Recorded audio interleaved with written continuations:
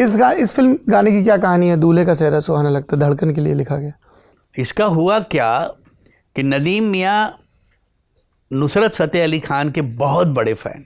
ये हाल था उनका कि हम लोग जब गाना रोमांटिक बनाना होता था तो वो बोलते थे कि यार एक काम करो, नुसरत भाई का पहले गाना लगाओ ज़रा हम लोग सुनते हैं। तो उनके गाने सुन के तब हम उस माहौल में जाते थे कि यार अब अच्छा काम करना है तो चलो नुसरत फ़तेह अली खान को सुनते हैं, मदन मोहन को सुनते हैं, एच डी बर्मन को सुनते हैं। खैर, तो लकली ये मौका बना कि वो मुंबई आए और उस वक़्त मैं धड़कन लिख रहा था। दिल ने ये कहा है दिल से, वो सारे गाने रिकॉर्ड हो गए थे। तो उन्होंने कहा यार नुसरत भाई आए हैं, अगर एक गाना इस पिक्चर में आ जाए तो पहले तो ये उनको मनवाना, क्योंकि वो बाहर का गाना गाते नहीं थे, मगर नदीम श्रवण के वो भी फ़ैन थे। तो हम लोग उनसे मिलने गए होटल में, तो मिले, बोले आओ आओ नदीम आओ।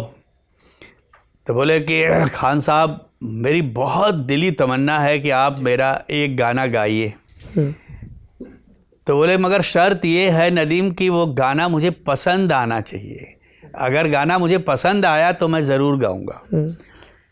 नदीम ने फिर गाना बनाया ये दूल्हे का सेहरा और हम लोग लेके उनके पास गए जी। उन्होंने जब गाना सुना ना तो उन्होंने बोला कि नहीं मैं गाऊंगा, मगर तुम जल्दी से जल्दी स्टूडियो बुक करो।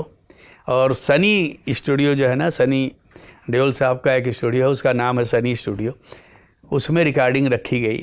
और लकली वो पहली बार 100 ट्रैक्स की मशीन आई थी इंडिया, उसके पहले उतने ट्रैक्स की मशीन हुआ नहीं करती। तो वो अंग्रेज़ आया था वो सिखाने के लिए, रिकॉर्डिस्ट जो था, और लकली उस अंग्रेज़ ने इनको बहुत बार लंदन में रिकॉर्ड किया हुआ। तो उनको पता था कि नुसरत फ़तेह अली खान को कैसे रिकॉर्ड करते। अच्छा, अब इन लोगों को आदत होती नहीं कि माइक पे खड़े होके गाएंगे, इनके लिए तो तख्ता लाओ और बिछाओ और सब तैयारी, मूड माहौल बनाएंगे जैसे परफॉर्म करने जा रहे हैं। खैर वो सारा अरेंजमेंट किया गया, बैठ गए, शुरू हुए गाना। तो क्या होता है वो माइक की प्लेसिंग कभी हिले कभी, क्योंकि चूँकि वो सही जगह पे नहीं है ना, मगर वो आवाज़ इतनी पावरफुल थी कि माइक कहीं भी हो रख दो, आवाज़ मशीन में आनी ही आनी है। खैर गाते गाते गाते जब वो लाइन जो तूने पहले ही इंटरव्यू में बोला कि मैं तेरी बाहों के झूले में पली बाबुल, उस लाइन पे आए और रोने लगे, गाना कट हो जाए। कम से कम 150 बार, एक दो बार नहीं 150 बार उसी लाइन पे गाना कट हो। तो नदीम ने अंदर से बोला कि खान साहब एक काम करते हैं, कल करते हैं, आप भी थक गए होंगे, इसको कल करते हैं। बोले नदीम अगर आज ये गाना हुआ तो हुआ, वरना ये गाना होगा ही नहीं मुझसे।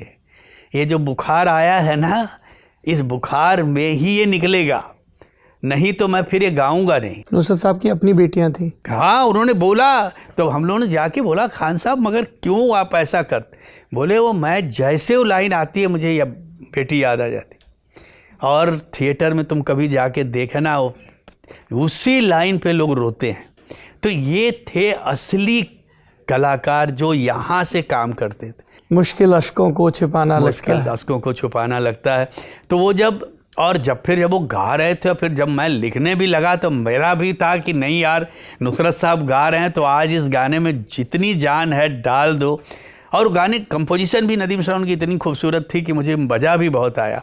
पहले तो ये था कि नुसरत साहब के ऊपर सूट भी होना था गाना, बट उसके बाद वो गुजर गए, तो फिर कादर खान को गेटअप दे के फिर उन पे जैसे सूट के लुक छिप के मैं ढूंढूं गली गली कहीं मिला नहीं मोरा पिया, उसमें नुसरत साहब हैं। जो बॉबी देओल और ऐश्वर्या राय पे, वो तो फिर उनका म्यूजिक भी उन्हीं का था उसमें। जी।